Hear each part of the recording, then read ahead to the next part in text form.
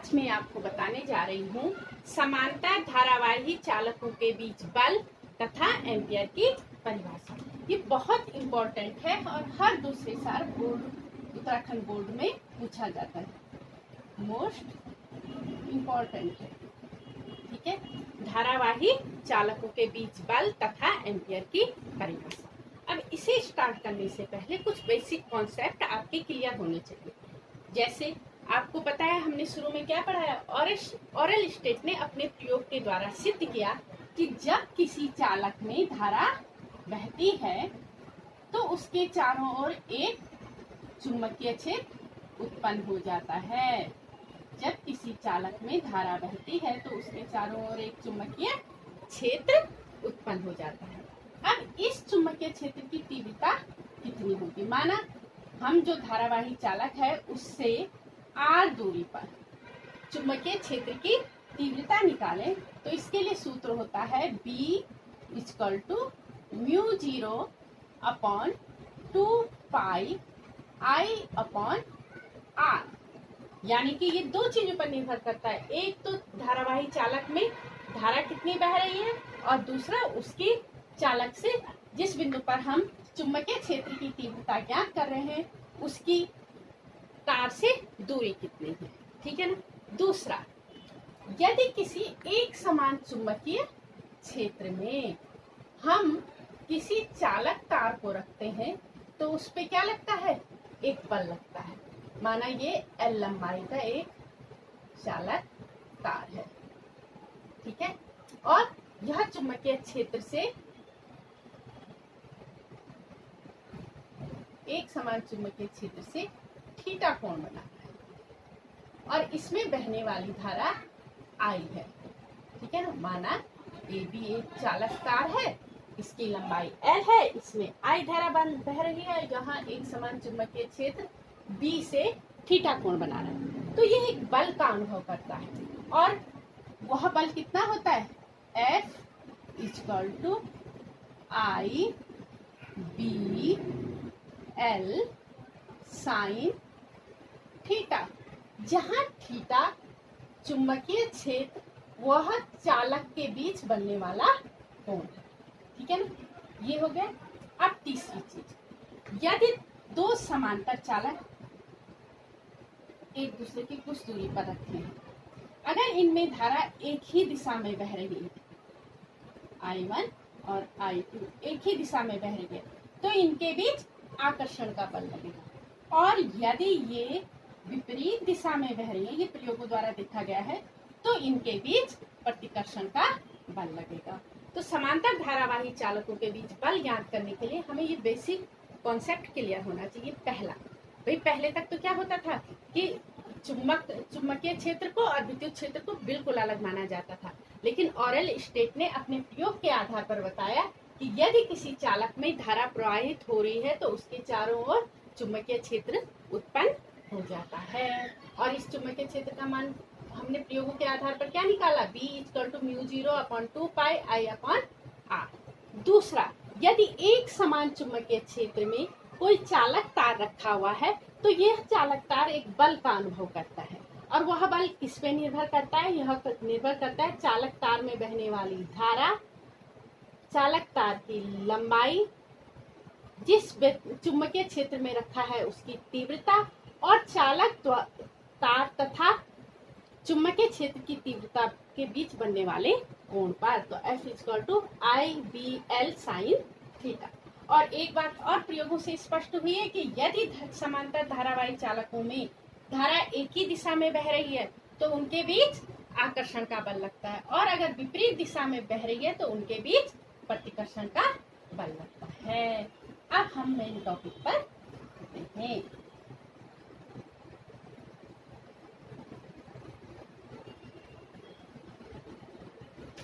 माना समांतर तारों P व Q में क्रमशः, माना दो तार हैं, एक है P Q और दूसरा है R S। अधिक लंबे हैं लेकिन हम इनकी प्रति एकांक लंबाई लेंगे। ठीक है ना। ये है दो चालक तार। और ये एक दूसरे से स्मॉल r दूरी पर स्थित है। इनमें धारा एक ही दिशा में I1 व I2 बह रही है, ठीक है ना।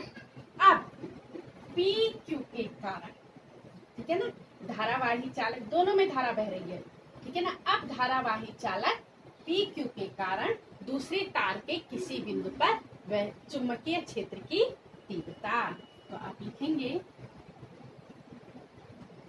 धारावाही चालक तार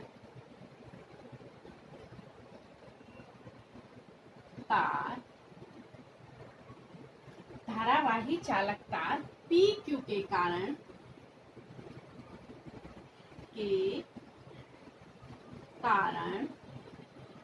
धारावाही चालक PQ के कारण दूसरे तार के किसी बिंदु पर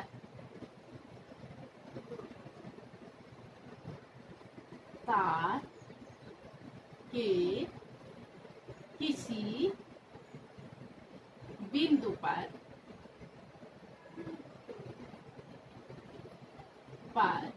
चुंबकीय क्षेत्र की तीव्रता,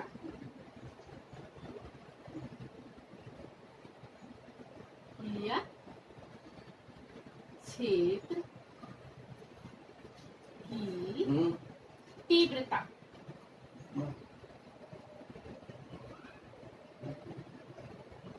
क्या होगी?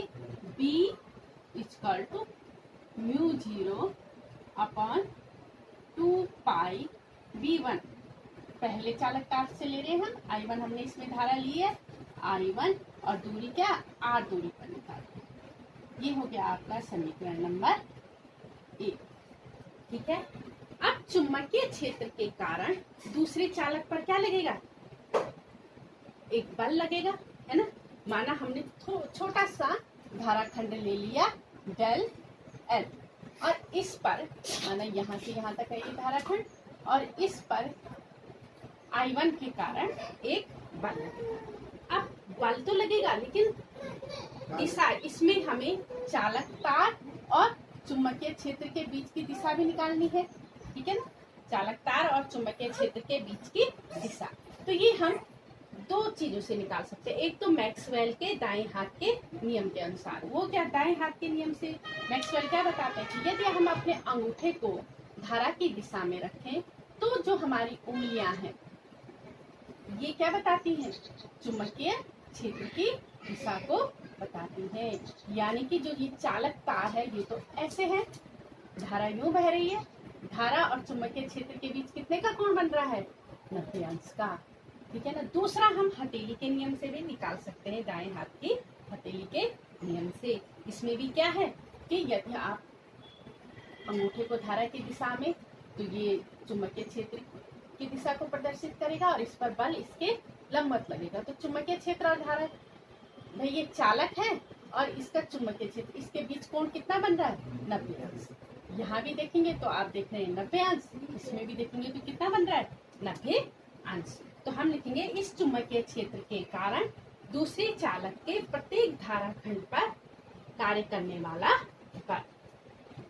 तो क्या लिखा जाएगा? इस चुंबकीय क्षेत्र के कारण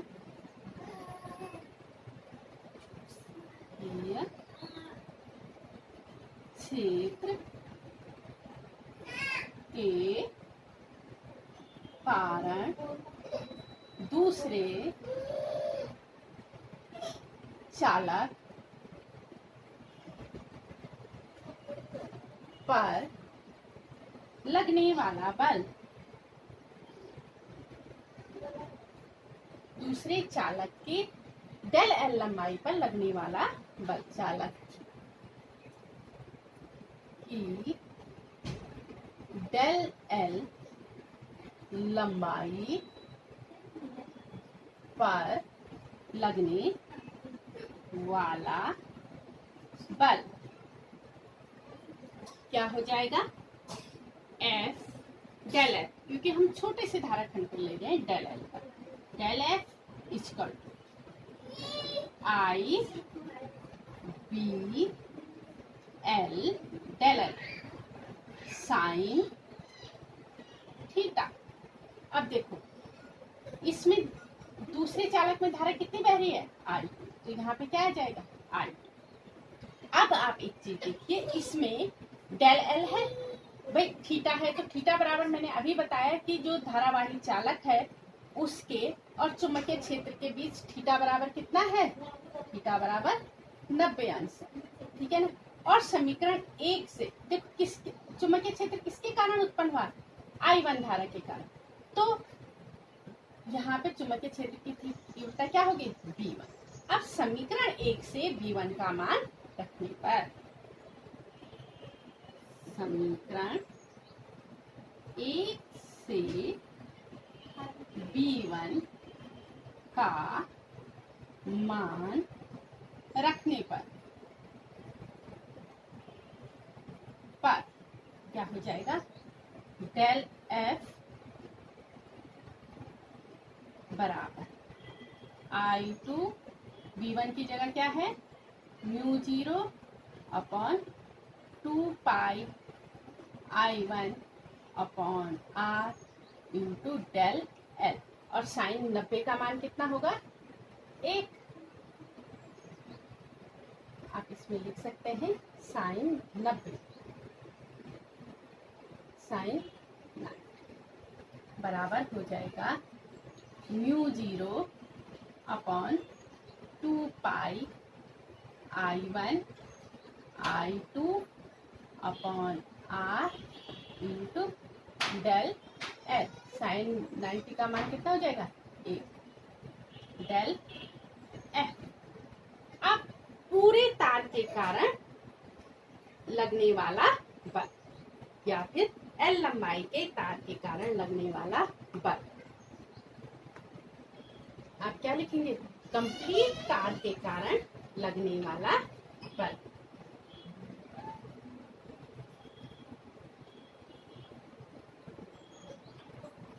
अतः एल लंबाई के कारण लगने वाला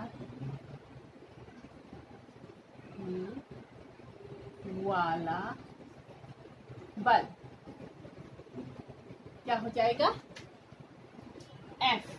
कुल बल क्या लग रहा है, माना एफ लग रहा है, तो F equal to mu 0 upon 2 pi I1 I2 upon R sigma del L, और इसका मान संपूर्ण लंबाई यानी कि mu 0 upon 2 pi I1 I2 upon R into L.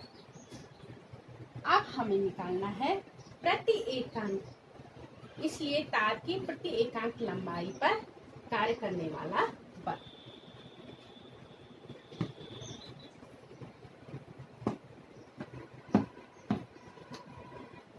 इसलिए तार की प्रति एकांक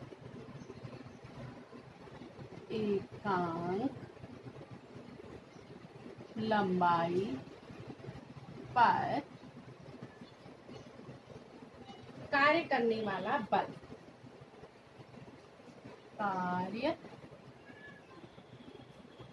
कार्य करने वाला बल क्या हो जाएगा, F अपॉन प्रति एकांक लंबाई L बराबर mu 0 upon 2 pi I1 I2 upon R, ये यहाँ से भाग में आ गया, प्रति एकांक लंबाई पर लगने वाला बल F। इतना समझ में आ गया, तो हम क्या कहेंगे, दो धारावाही चालकों के बीच प्रति एकांक लंबाई पर लगने वाला बल बराबर हो जाता है mu 0 upon 2 pi I1 I2 upon R, ठीक है। अब हम इससे एम्पियर की परिभाषा निकालेंगे, ठीक है ना। इसके लिए हम मानते हैं कि दोनों चालकों में क्या बह रही है, 1 एम्पियर की धारा बह रही है। तो अब आपको एम्पियर की परिभाषा निकालनी है। उसके लिए हम सबसे पहले करेंगे r दूरी पर 2 समांतर तारों के बीच बल क्या है, ये है, ठीक है ना। अब इसमें यदि I1 बराबर I2 बराबर 1 एम्पियर तथा इन दोनों तारों के बीच की दूरी r बराबर 1 मीटर, तो फिर F बराबर क्या हो जाएगा, प्रत्येकांक लंबाई F बराबर हो जाएगा μ0 अपॉन 2 पाई। I1 और I2 कितने हैं, 1 गुणा गए 1 बटे R भी कितना है, 1, तो ये हो जाएगा बराबर μ0 अपॉन 2 पाई F बराबर, और इसका मान कितना होता है, 2 गुणा गए 10 की घात -7 न्यूटन पर मीटर, ठीक है ना। तो इससे क्या निकल रहा है, इससे यह निकल रहा है कि 1 एम्पियर वह वैद्युत धारा है जो निर्वात में परस्पर एक दूसरे से 1 मीटर की दूरी पर स्थित 2 सीधे लंबे व समांतर तारों के में प्रभावित होने पर प्रत्येक तार की प्रति मीटर लंबाई पर 2 गुणा गए 10 की घात -7 न्यूटन का बल उत्पन्न करती है। तो 1 एम्पियर क्या है, 1 एम्पियर वह वैद्युत धारा है, क्या है, वह वैद्युत धारा है जो निर्वात अथवा वायु में परस्पर 1 मीटर की दूरी पर स्थित 2 सीधे लंबे व समांतर तारों में प्रवाहित होने पर, इन दोनों में धारा प्रवाहित हो रही है ना, प्रवाहित होने पर प्रत्येक तार की प्रति मीटर लंबाई पर 2 गुणा गए 10 की घात -7 न्यूटन का बल उत्पन्न करती है। तो आप इसे लिख भी सकते हैं, 1 एम्पियर वह वैद्युत धारा है।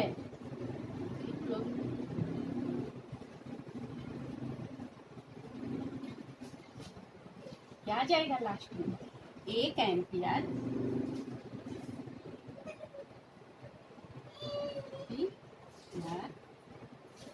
वह वैद्युत धारा है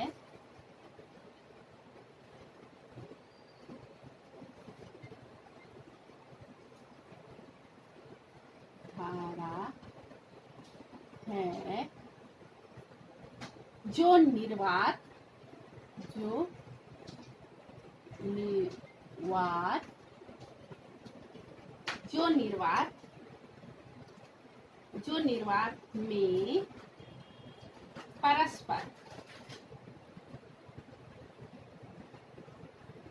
1 मीटर की दूरी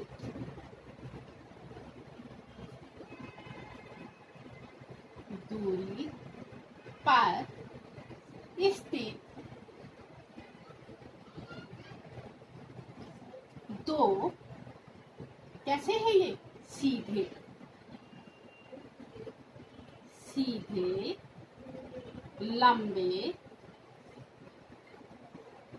लंबे व समांतर तारों में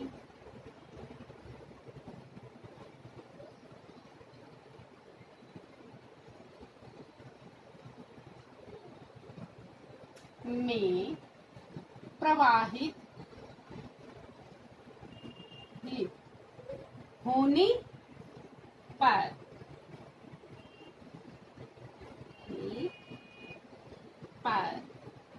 प्रत्येक तार की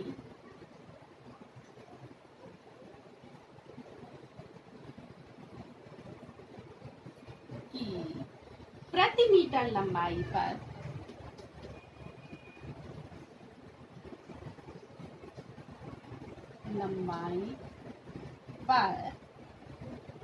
2 गुणा गए 10 की घात -7 न्यूटन का बल उत्पन्न करती है।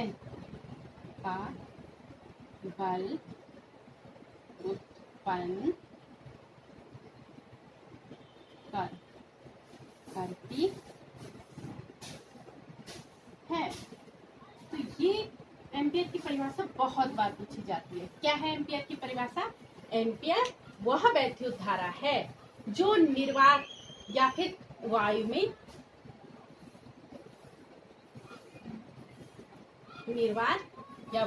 में परस्पर 1 मीटर की दूरी पर रखे दो सीधे लंबे व समांतर तारों में प्रवाहित होने पर तार की प्रति एकांक लंबाई पर 2 गुणा गए 10⁻⁻7 न्यूटन का बल उत्पन्न करती है। फिर से देख लो, 1 एम्पियर वह वैद्युत धारा है जो निर्वात अथवा वायु में रखे दो सीधे लंबे व समांतर तारों में प्रवाहित होने पर तार की प्रति एकांक लंबाई पर 2 गुणा गए 10⁻⁻7 न्यूटन का बल उत्पन्न करती है। Thank you.